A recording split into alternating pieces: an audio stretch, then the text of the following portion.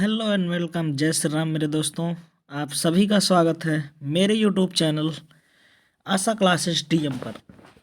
जैसा कि आप लोग जानते हैं कि हम लोग मध्यकालीन भारतीय इतिहास की जानकारी ले रहे हैं, जिसमें आपको 3 वीडियो मिल चुके हैं और उसी के क्रम में आज आपका चौथा वीडियो है। चौथा वीडियो आपको मिलेगा और मध्यकालीन भारतीय इतिहास को हम एक बारीकी से जान रहे हैं कि क्या वास्तव में भारत के मध्यकाल में हुआ था।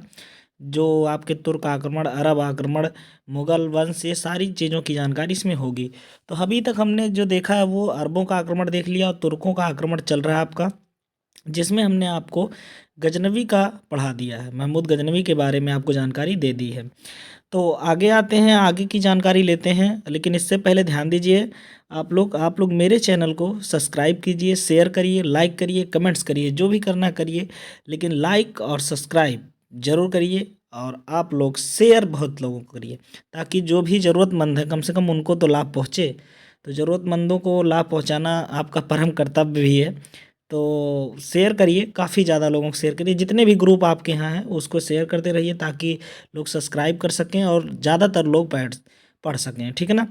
तो चलिए आइए, समय गंवाते हुए नहीं गंवाते हम ज़्यादा, आगे बढ़ते हैं और हम लोग पढ़ते हैं। आज का जो चौथा वीडियो की शुरुआत है वो है आज पृथ्वीराज चौहान और मोहम्मद गौरी से शुरू होगा। ठीक है ना। अभी तक हमने महमूद गजनवी के बारे में पढ़ा था, लेकिन अब जो हम पढ़ने वाले हैं वो पृथ्वीराज चौहान और मोहम्मद गौरी। ये काफ़ी आपने नाम सुना होगा और काफ़ी इतिहास में प्रसिद्ध भी है। तो चलिए शुरू करते हैं वीडियो को।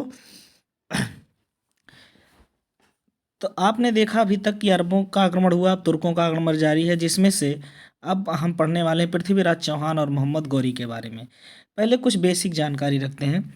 गजनवी के उत्तराधिकारी के रूप में कोई भी शासन नहीं चला सका था। मतलब जब गजनवी यहाँ आया, यहाँ पे आक्रमण करके चला गया, बिरुद को प्राप्त किया, उसके बाद ऐसा कोई उसका उत्तराधिकारी नहीं हुआ जो उसके शासन को ठीक से चला पाए। ठीक है ना। और लगभग 1149 ईस्वी तक गजनी जो साम्राज्य था इसका पतन हो गया था। ठीक है ना। लगभग इसका पतन हो गया था। उसके बाद हम देखेंगे, उसके बाद इसी में एक छोटा सा प्रांत था गौर प्रदेश। गजनी में ही, मतलब जहाँ अफगानिस्तान है ना, अफगानिस्तान के जस्ट ऊपर। हम आपको मैप में दिखाते हैं, देखिए ये भारत का नक्शा। भारत का नक्शा में अगर आप लोग गौर से देख रहे होंगे तो ये जो ऊपर एकदम प्रांत लिखा है इसी को गौर प्रांत कहते हैं, वो अफगानिस्तान में ही स्थित था। और ये हिस्सा आप जानते हैं पाकिस्तान, जिसको आप लोग मुल्तान भी कहते थे उस टाइम। ये भारत का देखिए दिल्ली है, अजमेर है। यहाँ चालुक्य वंश रहता थे गुजरात में, कन्नौज जहाँ पे गढ़वाल शासक रहते थे, या जयचंद, जो जयचंद को आपने सुना होगा, जयचंद जिसने मोहम्मद गौरी की मदद भी की थी, वही जयचंद ये है जिसने गौरी की मदद की थी। ठीक है ना।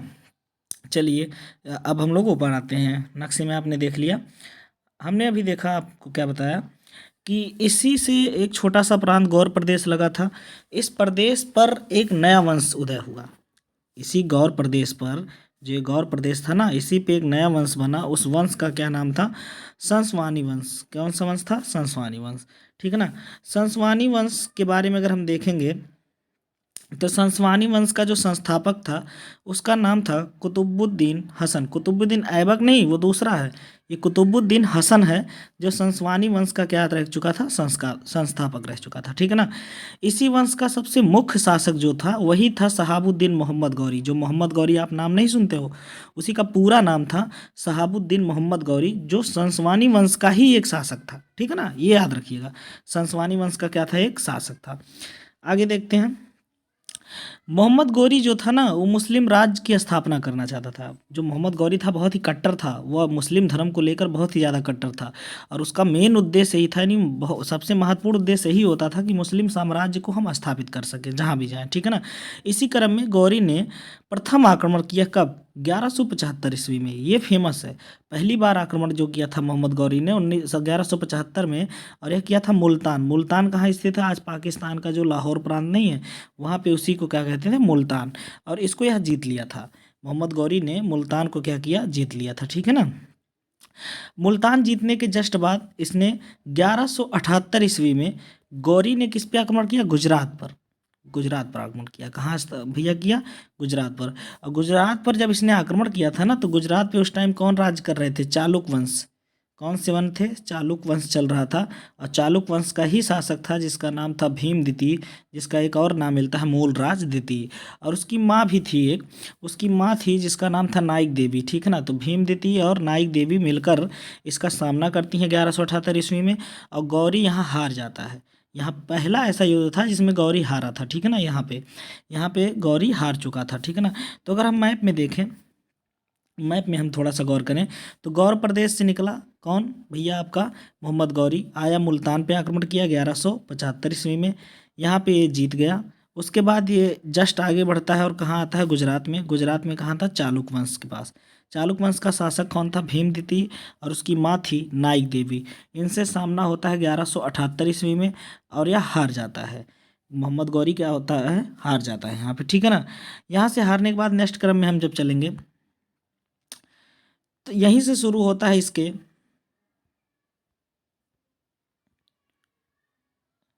यहाँ से इसका शुरू होगा। आप देखेंगे प्रथम तराइन का युद्ध करता है, ठीक है ना। अब आता है 1192 की वह काल, जब हम आप अभी देखे थे दिल्ली और अजमेर एक साथ में ही थे। दिल्ली और अजमेर मैप में आपको मैंने दिखाया था, यहाँ एक बार और दिखा दे रहा हूँ मैं आपको। ये देखिए, यहाँ देखेंगे, ये है मैप में, ठीक है ना। ये देखिए आपका क्या है? दिल्ली है और ये अजमेर है, और यहाँ पे चौहान वंश शासन था। किसका शासन था? चौहान वंश। अब नेक्स्ट अटैक मोहम्मद गौरी का यहीं पे होना था, ठीक है ना। अगला जो आक्रमण होने वाला था मोहम्मद गौरी का यहीं पे होने वाला था।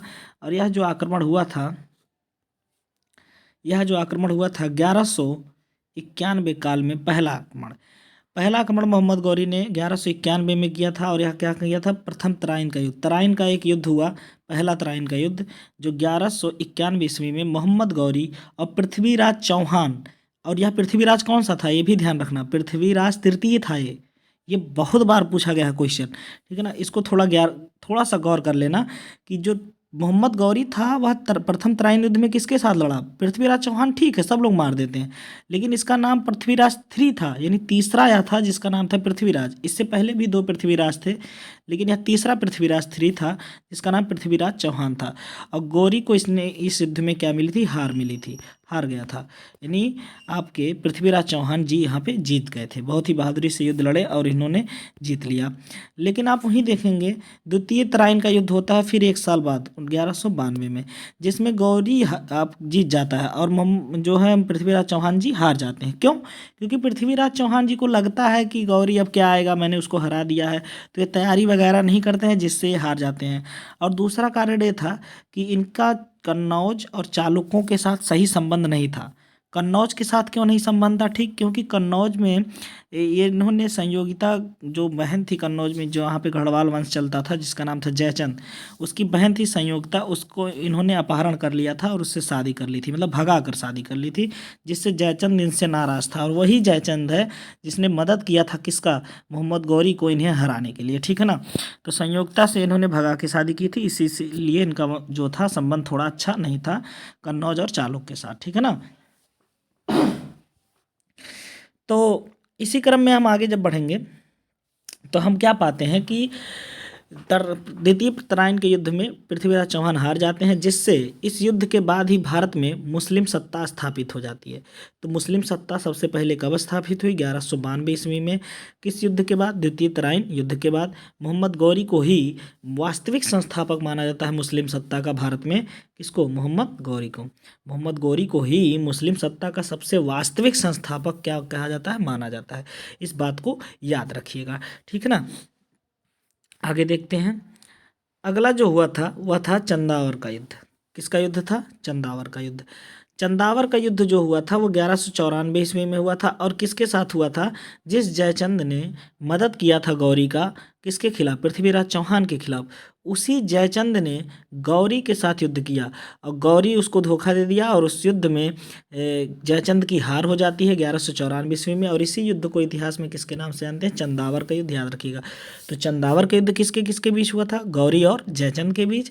जबकि तराइन के दोनों युद्ध किसके किसके बीच हुए थे? गौरी और किसके बीच? पृथ्वीराज चौहान या पृथ्वीराज तृतीय के मध्य, ठीक है ना। तो याद रखिएगा ये बातें। आगे देखते हैं।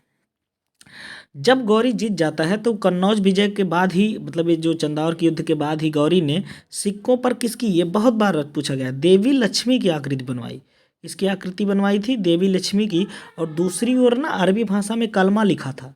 दूसरी जैसे सिक्के के दो पहलू भाई, एक हेड एक टेल होता है, तो एक साइड में देवी लक्ष्मी की मूर्ति मतलब उसने आकृति छपवाई थी, और दूसरे साइड उसने अरबी भाषा में कलमा लिखा था। ठीक है ना, ये याद रखिएगा। चलिए, गौरी अंतिम बार भारत में कब आया था? 1205 ईस्वी में। और 1205 ईस्वी के क्रम में आप देखेंगे 1206 में वापस लौट रहा था, उसी के क्रम में उसकी हत्या कर दी गई। और उसकी हत्या 1206 ईस्वी में खक्कर जातियां हैं, खक्कर जातियों ने मिलकर कर दिया था। ठीक है ना, ये याद रखिएगा, खक्कर जातियों ने गौरी की हत्या की थी। ठीक है ना, अगला देखेंगे। अब यहाँ से आपके लिए इम्पोर्टेंट थोड़ा सा है, गौरी के जो टाइम में, गौरी के टाइम अगर आप देखेंगे, दो सेनापति थे। जब गौरी यहाँ आया था तो उसके कितने सेनापति थे? दो। दोनों दास ही थे, एक हिसाब से समझिए गौरी के क्या थे, लोग दास थे। एक था कुतुबुद्दीन ऐबक और एक था बख्तियार खिलजी। ठीक है ना, कुतुबुद्दीन ऐबक जो, इसी ने 1206 ईस्वी में लाहौर में दास वंश, गुलाम वंश या मामलुक वंश की क्या की थी? हत्या की थी। लाहौर में ही दास वंश, जिसको आप नहीं कहते गुलाम वंश चला था पहले, तो दिल्ली सल्तनत में सबसे पहले गुलाम वंश ही आया, लेकिन जब स्थापित हुआ था तो ये दास वंश में के रूप में, फिर ये गुलाम वंश के रूप में आया, फिर ये मामलुक वंश के रूप में चला। ठीक है ना, और लाहौर में यह शासन करता था कुतुबुद्दीन ऐबक। और दूसरा जो सेनापति था बख्तियार खिलजी, ये बख्तियार खिलजी वही था जिसने बंगाल बिहार पर आक्रमण किया और इसने नालंदा विश्वविद्यालय को ध्वस्त किया था, वही था। नालंदा विश्वविद्यालय को इसने आग लगा दी थी बख्तियार खिलजी ने, बहुत ही अत्याचार हुए थे। विक्रमशिला विश्वविद्यालय को भी इसने ध्वस्त कर दिया, नालंदा विश्वविद्यालय को भी ध्वस्त कर दिया। अब विडंबना ये है कि इसी के नाम से वहाँ जंक्शन भी बना है, ये हमारे लिए विडंबना है। खैर, हम आगे बढ़ते हैं, उसमें वो देखा जाएगा। नालंदा विश्वविद्यालय या विक्रमशिला विश्वविद्यालय ध्वस्त किसने किया था? बख्तियार खिलजी ने ध्वस्त किया था। ठीक है ना, तो दोनों सेनापति के बारे में आप जान गए होंगे। और लास्ट पॉइंट आज का हम देखते हैं कि तोमर वंश के शासक अनंगपाल, ये आप याद रखिएगा, तोमर वंश के शासक थे अनंगपाल, इन्होंने दिल्ली को स्थापित किया था। और ये अनंगपाल वही हैं जो पृथ्वीराज तृतीय के नाना जी थे।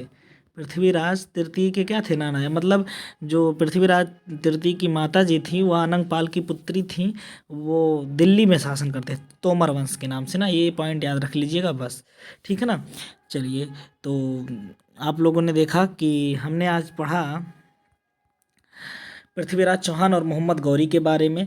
मोहम्मद गौरी के बारे में आपने पढ़ा और पृथ्वीराज चौहान के बारे में। अगर आप लोगों को स्क्रीनशॉट लेना हो तो स्क्रीनशॉट भी ले लीजिए, मैं आपको टाइम दे देता हूं, वरना मैं पीडीएफ आपको प्रदान कर दूंगा। ठीक है ना, तो दोस्तों आप ले सकते हैं स्क्रीनशॉट का मौका भी दे दे रहा हूँ। लेकिन आपको थोड़ी सी जानकारी दे देता हूँ कि आप प्लीज़ मेरे वीडियो को आप लोग ज़्यादा से ज़्यादा शेयर करिए, ज़्यादा से ज़्यादा लोगों तक पहुँचाइए, और इसको सब्सक्राइब ज़रूर करवाइए, ताकि मेरे वीडियो को ज़रूरतमंद लोग प्राप्त कर सकें और उसके साथ वो लोग अपना फ़ायदा पाए। क्योंकि ये बेसिक्स क्वेश्चन जो है ना, या मैं बहुत ही अच्छे से इसको सेट किया हूँ जिससे आपको सारे क्वेश्चन कवर होते रहेंगे। ठीक है ना, बहुत ही अच्छे ढंग से मैंने इन सबको कवर किया है। तो आप लोग प्लीज़ इस वीडियो को शेयर करिए, सब्सक्राइब करिए, और लाइक कमेंट जितना भी करना हो करिए, बस शेयर और सब्सक्राइब जरूर करिए। ठीक है ना, आप लोग स्क्रीनशॉट ले सकते हैं, आप लोग अच्छे से स्क्रीनशॉट ले लीजिए, आप लोग नोट्स ज़रूर बनाइएगा, और नोट्स ज़रूर बनाइएगा, ये आपको मैं कह रहा हूँ, नोट्स आप लोग ज़रूर बनाइएगा। ठीक है, आप लोग ले लीजिएगा अच्छे से।